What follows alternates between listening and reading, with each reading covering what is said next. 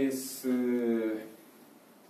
de mayo coincide también, ustedes a lo mejor se dieron cuenta, espero, con la fiesta de un santo muy querido para nosotros, el santo de Lepanto, Pío V, San Pío V, que tiene que ver también con una reforma muy importante que hizo este Papa de la misa, del rito de la misa, porque la misa no puede ser reformada en sí misma, la misa es la misa es el sacrificio de nuestro Señor. San Pío V entonces tiene mucho que ver con el Sagrado Corazón de Jesús, ustedes ya lo van a ver. En primer lugar, dos palabras sobre San Pío V que todos conocemos, o más o menos conocemos. En aquel siglo XVI, el siglo de oro, de tanta gloria para España, para la Iglesia Católica, el Concilio de Trento, la batalla de Lepanto, bueno, una de las piezas claves que eligió la providencia para bien de la Iglesia fue este Papa desconocido para los cardenales que participaron en el cónclave. Estaba también San Carlos Borromeo, arzobispo de Milán, que influyó, que tuvo mucho que ver. Bueno, en definitiva, fue elegido por Dios, porque no era el candidato. No era el candidato, y sin embargo, los cardenales electores que no se ponían de acuerdo, finalmente apareció esta figura de un monje, de un dominico inquisidor, fíjense ustedes, que corrió, dice, esto no inventó nada, Pérez de Urbel, corrió la misma suerte, es decir, casi, dice él, casi corre la misma suerte de, ¿se acuerdan el otro viernes? San Pedro de Verona, que murió justamente mártir porque era inquisidor y por haber defendido la fe contra los herejes. Lamentablemente, cuando la fe hay que defenderla es porque hay quienes la atacan, la objetan. Bueno, dice Pérez Durber que casi corre la misma suerte, no le tocó, la Iglesia justamente lo necesitaba, y este monje entonces dominico, inquisidor, austero, amante de la ortodoxia, de la fe católica, y por lo tanto muy celoso en defender esta ortodoxia y la fe de los herejes y cismáticos. Bueno, emprendió en la Iglesia, fue un verdadero reformador, un papa reformador, en la época de la Reforma. En realidad, esta reforma que emprendió San Pío V, católica, fue una contrarreforma, ya lo sabemos. Fue uno de los principales propulsores, impulsores del Concilio de Trento, no de su comienzo, porque el Concilio de Trento comenzó antes que San Pío V, pero sí de su implantación, de su aplicación, porque lo que vale de los concilios, está bien, las fórmulas dogmáticas, lo que queda para la historia, para la Iglesia, pero es que se aplique, porque en esa época las circunstancias precisamente de Roma mismo, había mucha decadencia, cardenales, había diferentes escorias de las que purificó a Roma San Pío V.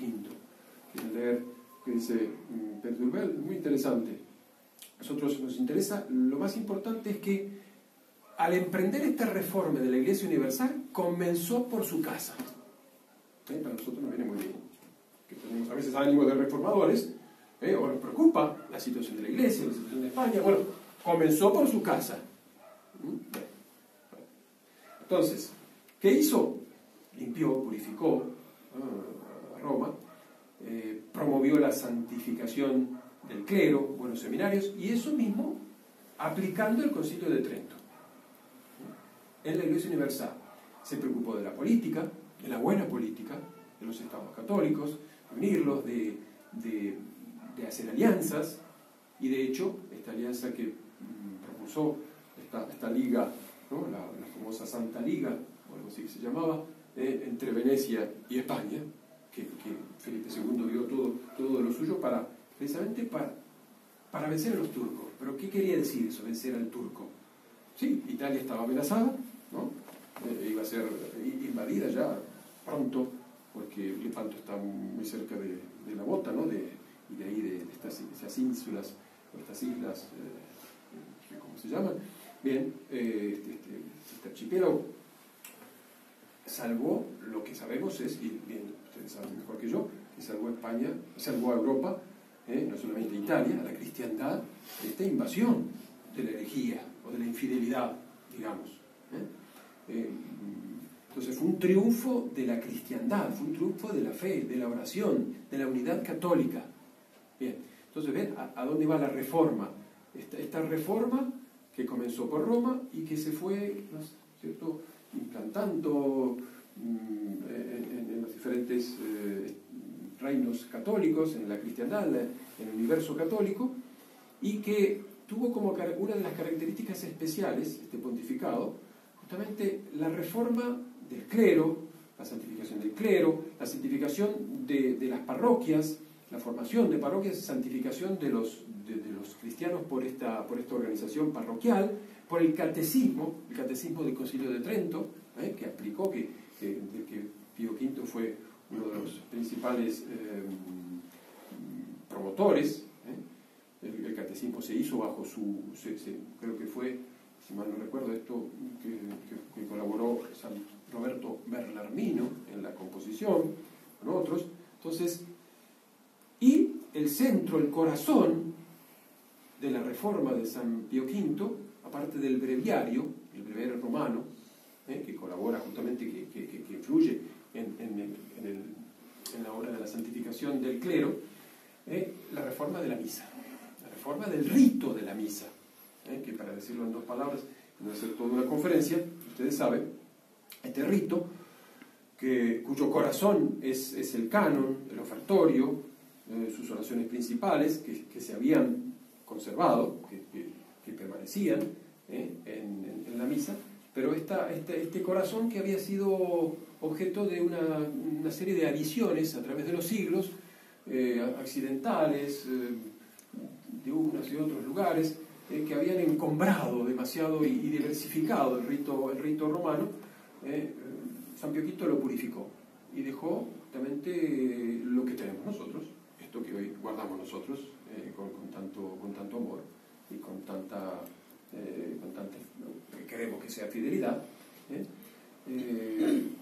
bien, que fue justamente una manera de proteger este corazón de la Iglesia, corazón de la misma misa, que es el sentido, la fe católica, el sentido sacrificial de la misa. Esas grandes verdades que ustedes conocen, pero que a veces olvidamos, que son expresadas por las oraciones del ofertorio, las oraciones del canon, que el Concilio de Trento dice son de santísima antigüedad, de la época de los apóstoles. Entonces, y que preservan justamente el sentido de lo que es la misa.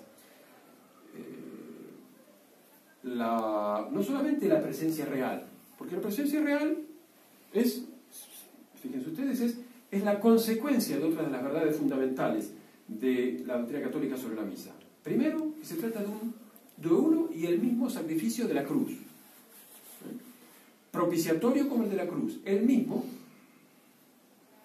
llevado a cabo de una manera incruenta, pero la realidad sacrificial es mantenida por todas las oraciones, especialmente del ofertorio.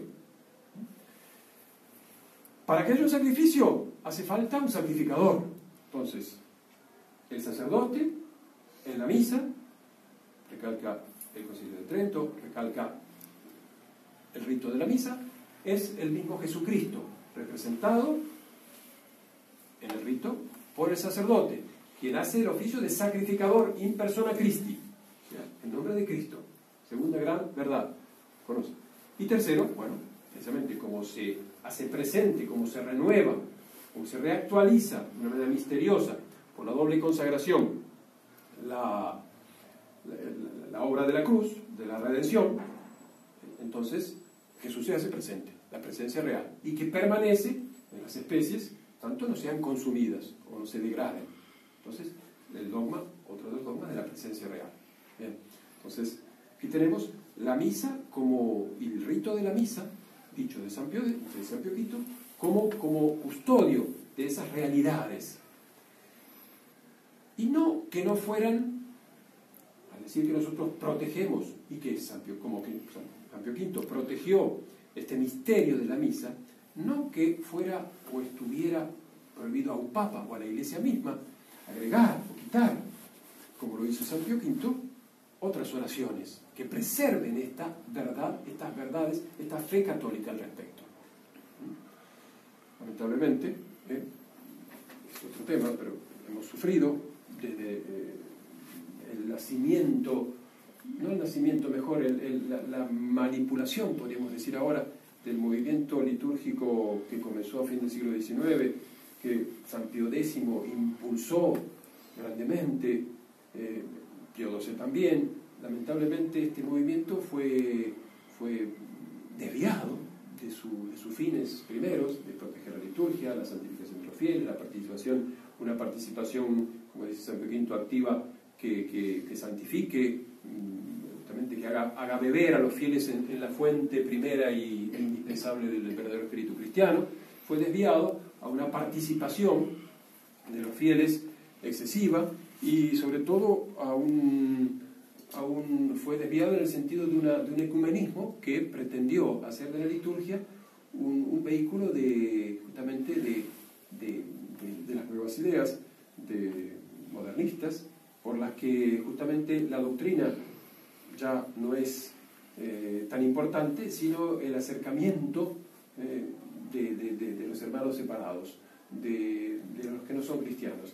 Y esto llevó justamente al cambio en la nueva misa, en el Novus Ordo Missae, de estas oraciones, supresiones directas, por ejemplo la del ofertorio, con otras oraciones que en vez de proteger y de enaltecer el sentido católico de la fe católica respecto a la misa, lo oscurecieron, lo confundieron, lo hicieron ambiguo. Entonces, en el sentido protestante, lamentablemente. De ahí que tengamos nosotros que hoy festejar, y lo hacemos con alegría, festejar a San Pío V, aquel que promulgó este misal que nosotros usamos hoy, y que es entonces, decía, el que protege el corazón de la Iglesia, el corazón de la misa como corazón de nuestro Señor, traspasado, sacrificado y ofrecido en el holocausto de amor por nosotros, en definitiva. Por eso decimos, el Sagrado Corazón, quería decir, el Sagrado Corazón está en la misa. El Sagrado Corazón ofrecido al Padre, por amor a nosotros, en cada misa, es nuestra confianza, es nuestra alegría, es nuestro gozo, es nuestra esperanza. Ahí tenemos entonces esta muestra de amor en la que creemos, como dice San Juan, que nos levanta, que nos enfervoriza y que nos lleva a la fuente de toda santificación, de toda santidad de vida cristiana. Queridos hermanos, entonces, ya ven, simplemente demos gracias a Dios hoy que nos permite festejar a San Pío V. Demos gracias a Dios que tenemos este trofeo, este tesoro de la misa dicha de San Pío V, mal dicha de San Pío V, porque es la misa católica, pero según el rito codificado por San Pío V. Pero entonces aprovechemos de este don del Sagrado Corazón, de esta caridad infinita que es nuestro consuelo. Pidamos entonces al Sagrado Corazón esta fidelidad, no solamente al rito, sino a aquello. El rito es como el cofre precioso